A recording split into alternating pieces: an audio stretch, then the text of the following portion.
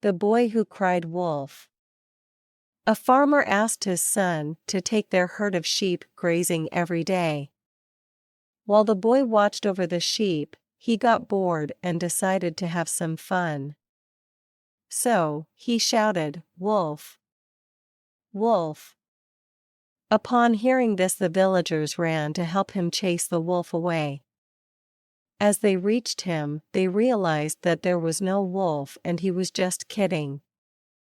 The villagers were furious and they yelled at the boy for creating chaos and panic.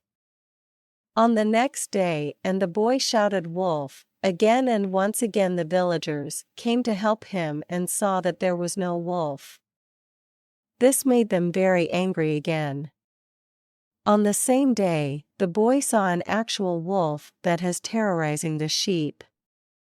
The boy cried, "Wolf! Wolf! Please help me," and no villagers showed up as they believed that the boy was joking again.